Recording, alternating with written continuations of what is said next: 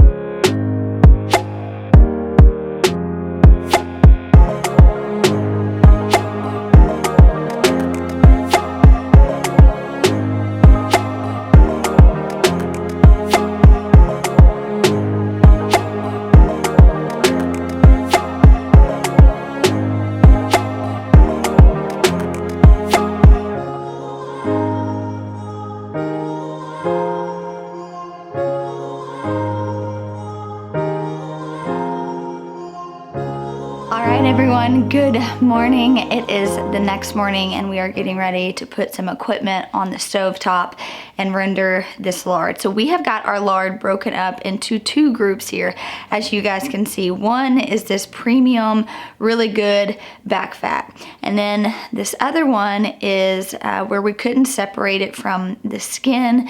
It was, you know, just a little bit tougher. So what we've done is we've actually scored the backside of the skin with a knife to help kind of get that fat to render through. But we are gonna do these in separate pots because the fat is different quality. And so I obviously want to yield the purest. And honestly, probably the only difference that we're going to see is the color that it's going to yield. So the one with the skin on it will probably have a darker golden color. I swear the other one hopefully will be just a really nice white. We'll kind of have to wait for the finished product before we find that out. But I did want to separate the two because I knew the quality of fat was different. The same if you're doing back fat and leaf lard. I really, encourage you guys to do your leaf lard separately because how you're going to use that fat is going to be different. You're going to use that a lot in pastry. It's like a delicate for all these different pastries and desserts versus your back fat. You're using that when you're cooking, when you're frying things, when you're sauteing vegetables in a cast iron. So all I'm going to do when we get ready to store these is just write on the lid which ones they are. That way I can identify how we are going to use them. But let's get some pots on the stove and let's start rendering this. I did want to say on the front end of this video, I talk to a lot of people, right? We're homesteaders, we connect with other homesteaders. I think when someone thinks about making lard, they're intimidated. It seems like a process. Making lard is one of the easiest homesteading tasks you can possibly do. It's so easy to make. The only downfall to lard making day is it's a commitment. You have to be in the kitchen. You have to be stirring frequently. You have to be watching those bubbles because the bubbles are kind of telling you the process of when the lard is done. So aside from it being time consuming, you needing to be home and doing it all day, other than that, it's a super, super easy process. It's just watching a pot and stirring, really. So I'm excited to share with you guys how easy this is. And honestly, it yields gold. And so for me, this is a chore that I just kind of schedule in. And the great thing is too, is we will, harvest our own pig every single year, and we'll use the fat from that one pig to make enough lard for the year.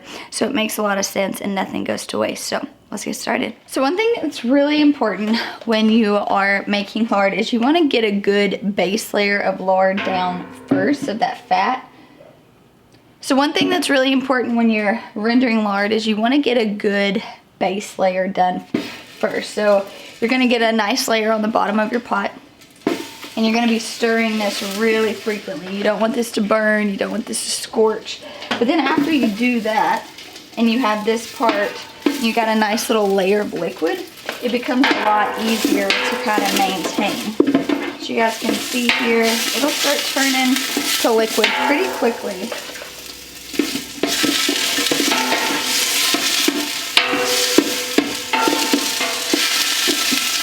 I've got it on low right now. Alright, so while I'm stirring this, I do want to talk to you guys about something. So I've got a gas range, and I'm using this gas range, which is going to be burning a lot of propane, but it is going to cause the lard to render faster. So you could do this in crock pots, however, that's going to take a lot of time, and I don't think you're going to get as good of a result as if you were to do it on your range. And so I just kind of calculated the cost of what I thought it would be, and I felt like it was more than worth it just to do it on our gas range.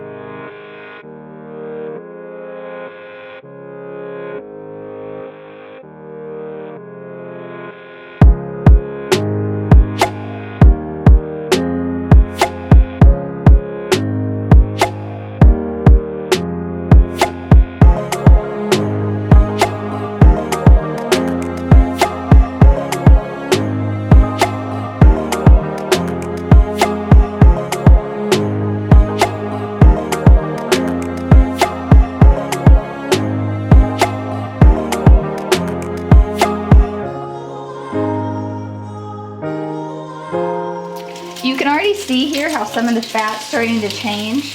The fat pieces that I just threw in are super hard and white still, while some of the other ones that have rendered down are starting to become, kind of break down and become a bit more translucent. That's what we're wanting.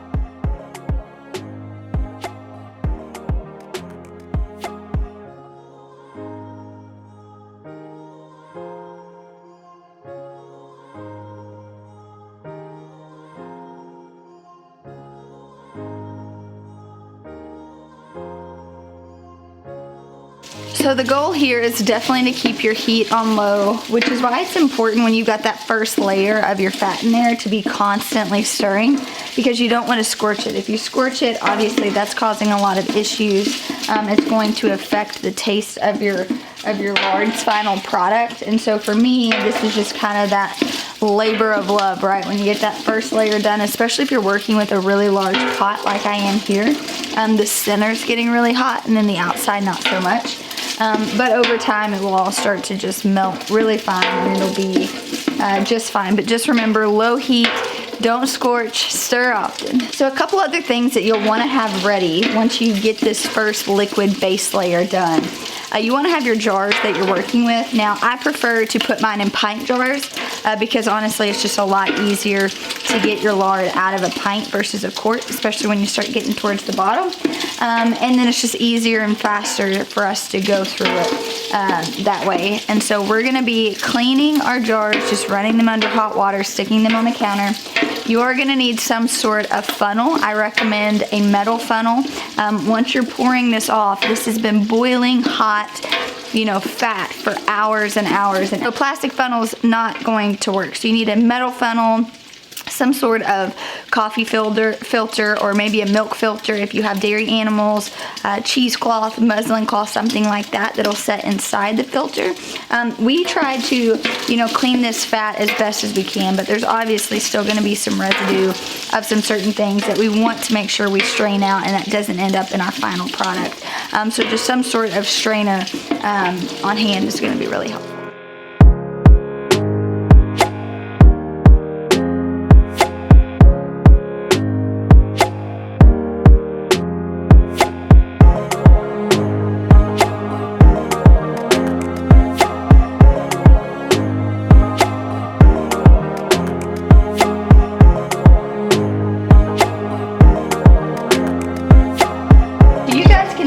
The bubbles are starting to get a lot faster.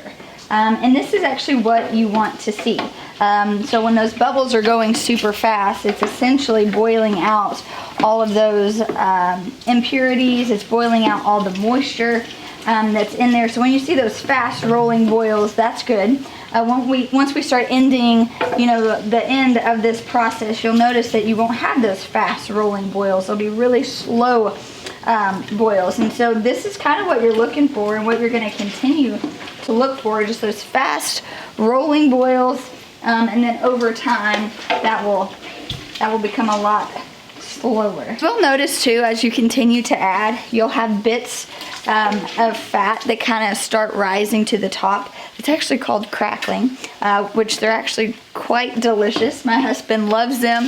And so you can intentionally throw some bigger pieces of fat in there and make some crackling if that's something that you want to do while you already have this process.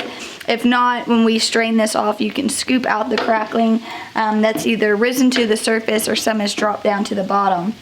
And you can save that and eat it. And that's totally just a preference thing. So now that I have my first pot going, I'm not worried about anything scorching. I've just got it set to low, and I'm gonna be occasionally going through and stirring that a little bit more. But I kind of like to get one going and then move forward with the next pot. Otherwise, you need multiple hands in the kitchen. So now I have added a additional pot back here, and this is where I'm going to add all that B quality fat that's got the skin on it, and I'm going to just go ahead and do the same thing, stick my eye on low, throw it in here, kind of babysit it for a while, and then both of these will just be kind of operating on their own pretty soon. All right, you guys, it is well into the afternoon. My fat has rendered down as much as it's going to, and so now at the bottom I have this crackling, and so I'm actually going to scoop all this out with my little colander here. You can put it on paper towels, paper plate. We actually have quite a bit because we did a really large batch, and so I have got this aluminum foil tin that we're gonna be scraping all this out of, putting it in there and keeping this as well, and then we'll get ready to hop over into the dining room and actually ladle this into the jars.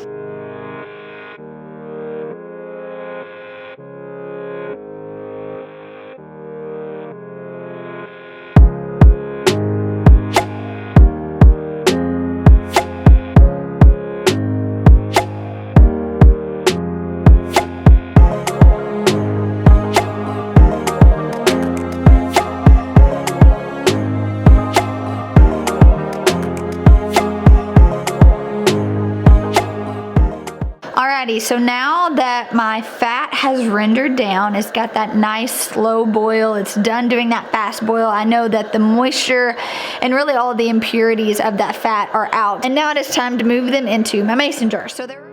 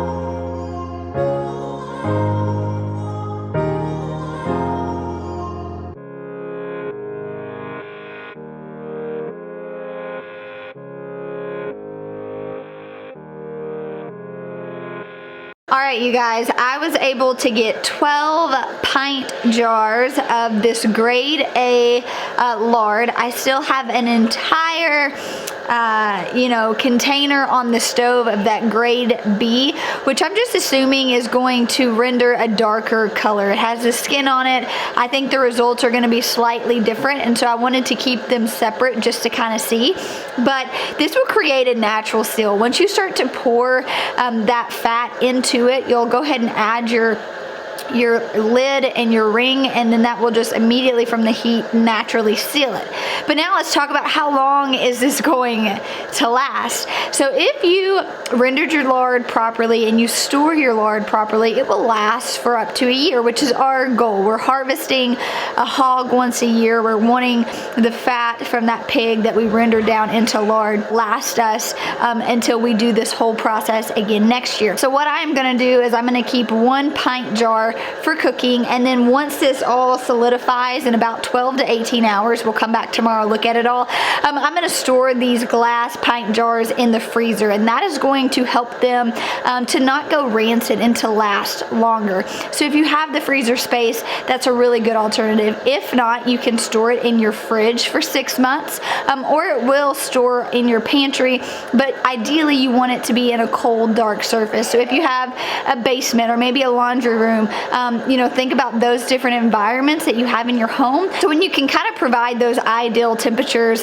for your lard, it is just going to last a lot longer. So like I said, our plan is to just keep 1 pint jar out at a time, freeze the rest of the jars, and pull from those reserves as we need to. So you guys, it's really simple. This is how I, make enough lard to last my family an entire year. We'll hop back on in the morning, compare colors of lards to see if my, estimation was actually accurate or not, and then get a final yield count of how much our 1 pig was able to give us. So I'll see you guys in the morning. Good morning, everyone. It's day 3 that you all have been hanging out with me as I have been rendering lard from a pig that we harvested.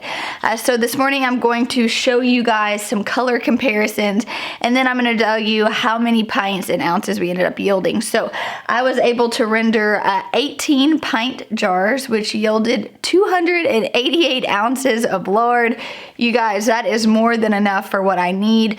Granted, this isn't even the leaf lard that we're going to be using and rendering down for pastries as well. So that'll kind of be separate lard we use for baking. But let's examine the colors here. This was that grade B I was talking about, that the skin was still attached to it.